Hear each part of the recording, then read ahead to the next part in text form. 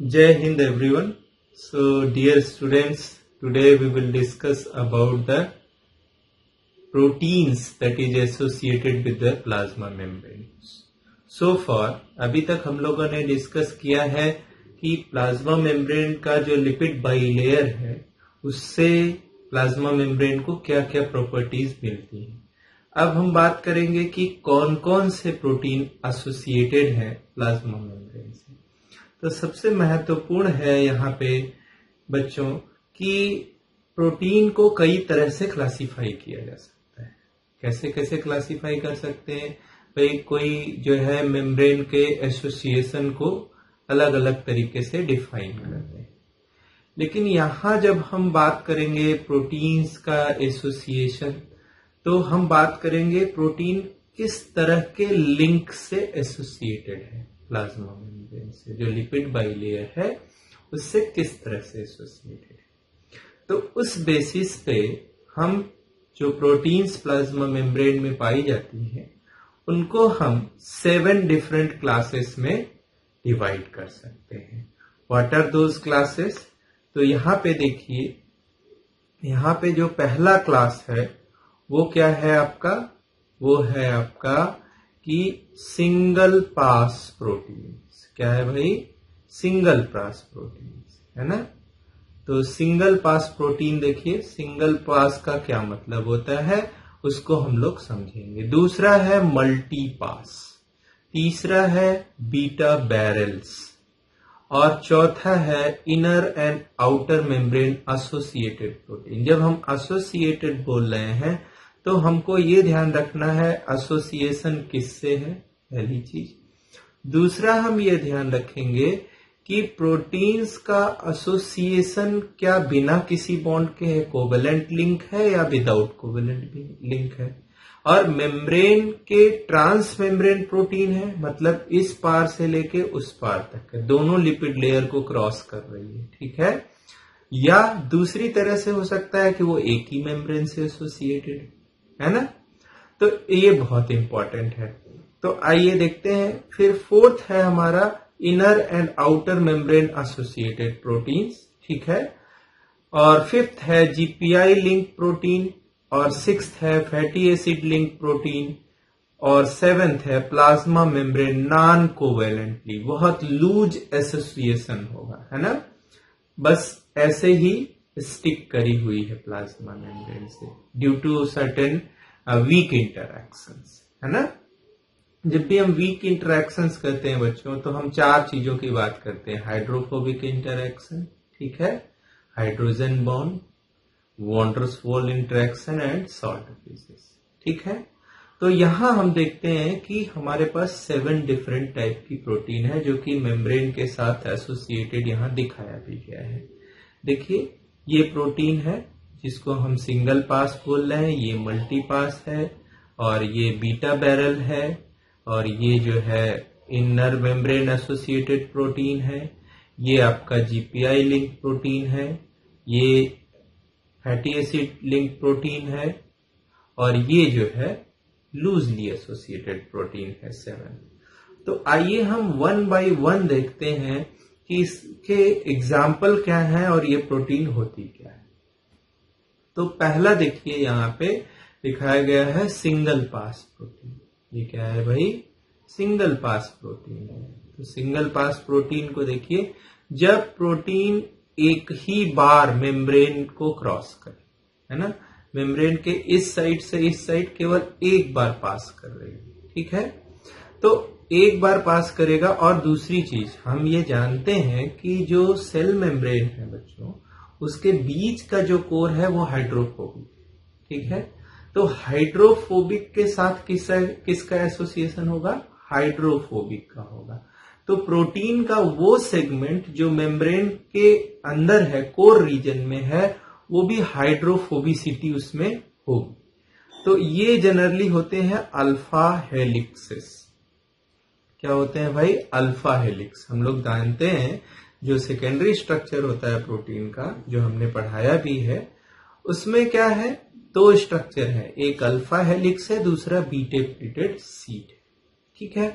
तो यहां आप देख रहे हैं कि जितनी प्रोटीन्स हैं लगभग जो भी ट्रांस मेम्ब्रेन प्रोटीन है, जो मेम्ब्रेन के दोनों लिपिड लेयर को क्रॉस कर रही है, उसमें जो मेम्ब्रेन के अंदर एसोसिएटेड स्ट्रक्चर है वो अल्फा हेलिक्स है ना।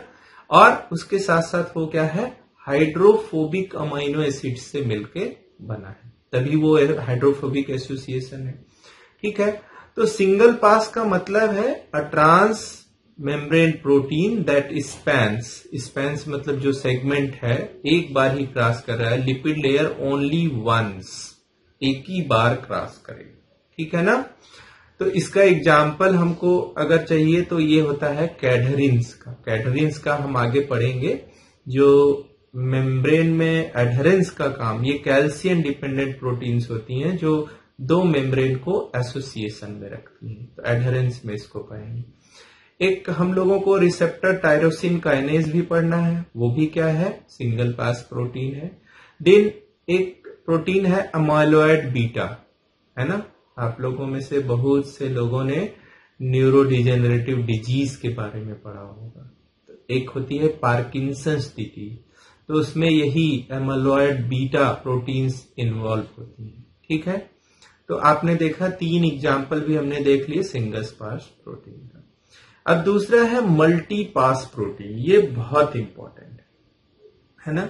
जितनी भी ड्रग्स हैं, जितनी भी दवाएं हम लोग खाते हैं, उसमें 50% drugs GPCR receptor based drugs है।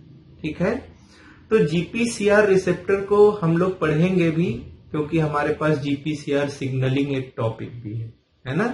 तो इसमें कोई घबराने की जरूरत नहीं है। मल्टी पास का मतलब है एक प्रोटीन कितनी बार मेम्ब्रेन को क्रॉस कर रही है। अगर एक से ज्यादा बार क्रॉस कर रही है तो उसको बोलते हैं मल्टी पास प्रोटीन। ठीक है ना।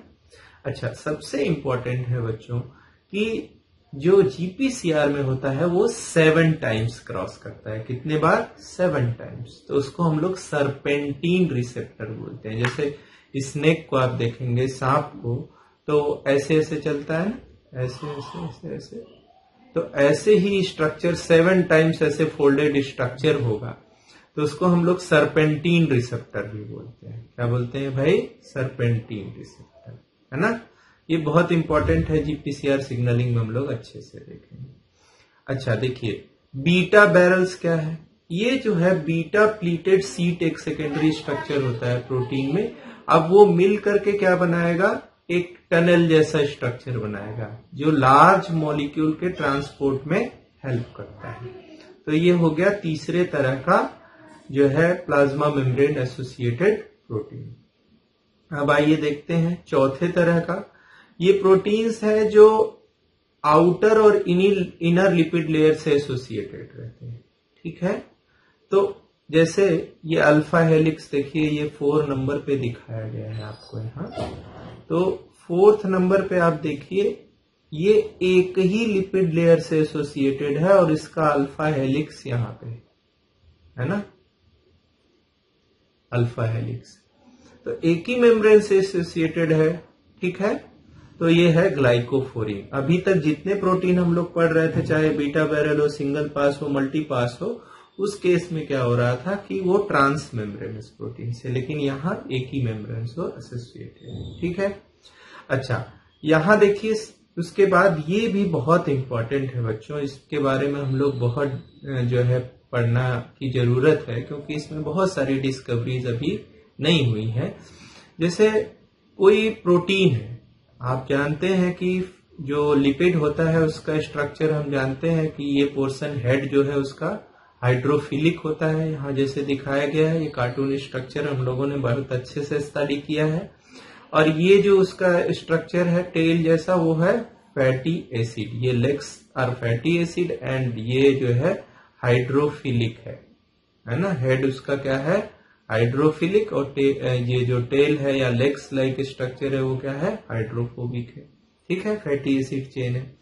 अगर इस फैटी एसिड चेन से कोई प्रोटीन एसोसिएटेड है, कोवैलेंटली लिंक्ड है। कैसे लिंक्ड है भाई? कोवैलेंटली। तो उसमें 3 बहुत कॉमन है। एक बोलते हैं माइरिटॉयलेशन, ठीक है, दूसरे को बोलते हैं पाल्मिटॉयलेशन, और तीसरे को फार्नेसिल एंकर।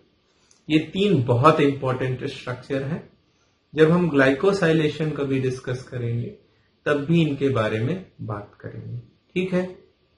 तो उसमें एक उदाहरण हम केवल ले लेते हैं जो फार्नेसिल एंकर है। फार्नेसिल एंकर, उसमें एक प्रोटीन आती है रोबी, है ना, वो एग्जाम्पल है फार्निसिलाइटेड प्रोटीन्स का, ठीक है ना। तो देखिए, अच्छा, अतीक को नहीं समझ में आ रहा है। अतीक कह रहे हैं कि सर कैसे एसोसिएटेड है। तो देखिए भाई, फैटी एसिड में आपने पढ़ा है कि उसका जो हेड होता है वो क्या है, हाइड्रोफिलिक, और जो फैटी एसिड चेन्स होती हैं वो हाइड्रोफोबिक होती है। अब ये हाइड्रोफोबिक चेन जो है वो अगर डायरेक्टली प्रोटीन से एसोसिएटेड है, ठीक है, तो उसी को हम लोग बोलते हैं कि ये प्रोटीन फैटी एसिड के साथ एसोसिएटेड प्रोटीन है, जिसमें 3 बहुत कॉमन फैमिलीज हैं। एक है माइरिटोयल एंकर, पाल्मिटोयल एंकर एंड फार्नेसाइल एंकर, ठीक है ना। तो ये बहुत कॉमन है, उसका ही एग्जाम्पल रोबी है, ठीक है ना। अच्छा, आइए अब देखते हैं जीपीआई लिंक प्रोटीन। ये भी बहुत इंपॉर्टेंट है बच्चों, ठीक है ना। जीपीआई लिंक प्रोटीन भी बहुत इंपॉर्टेंट है। जीपीआई एंकर भी बोलते हैं इसको, एंकर, ठीक है ना। अब यहां पे क्या होगा, अभी तक बॉन्ड कहां बन रहा था, फैटी एसिड चेन के साथ बन रहा था, लेकिन अब जो बॉन्ड बनेगा कोवेलेंट बॉन्ड, वो किसके साथ बनेगा, head region of fatty acid, है ना। और वहां पे क्या होगा कि ग्लाइकोसिल फॉस्फेटिड इनोसिटॉल, हमने आपको ग्लिसरोफॉस्फोलिपिड में एक लिपिड पढ़ाया था पीआई, है ना, उसके साथ क्या होगा, ग्लाइकोल्स, मतलब कुछ शुगर एसोसिएटेड होगा और उससे प्रोटीन जुड़ी होगी, उसको बोलते हैं जीपीआई लिंक प्रोटीन। इसमें भी देखिए एक प्रोटीन है ग्लाइपिकैन फैमिली की, ये बहुत कॉमन एग्जाम्पल है इसका, जिसमें हम ये डिस्कस करते हैं कि ये प्रोटीन जो है, इस फैमिली की प्रोटीन्स इसी तरह से एसोसिएट होती हैं जीपीआई लिंक से, ठीक है ना। CD55, ये भी क्लस्टर डिफरेंशिएटिंग फैक्टर 55 है, ये भी प्रोटीन जो है जीपीआई लिंक प्रोटीन। सबसे लास्ट में हम बात करेंगे ऐसी प्रोटीन्स का जो मेम्ब्रेन के अंदर मूव करती है ना, और वो बहुत लूजली एसोसिएटेड होती है मेम्ब्रेन से, या मेम्ब्रेन के सरफेस पे मूव करती है ना। जैसे आपने पढ़ा होगा साइटोक्रोम सी, जो कि माइटोकॉन्ड्रिया के आउटर और इनर मेम्ब्रेन के बीच में या उसके अंदर है, ठीक है, वो उसके सरफेस पे मूव करता है, ठीक है ना। एपोप्टोसिस के समय वो बाहर आता है तो एपोप्टोसिस इनिशिएट हो जाती है, ठीक है।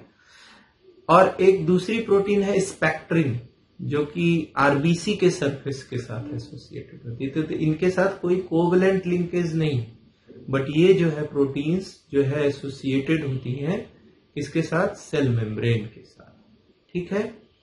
तो अगले लेक्चर में हम लोग बात करेंगे कि ट्रांस मेम्ब्रेन जो ट्रांसपोर्ट होता है, तो मतलब transport of polar molecules or charged molecule across the membrane, ठीक है।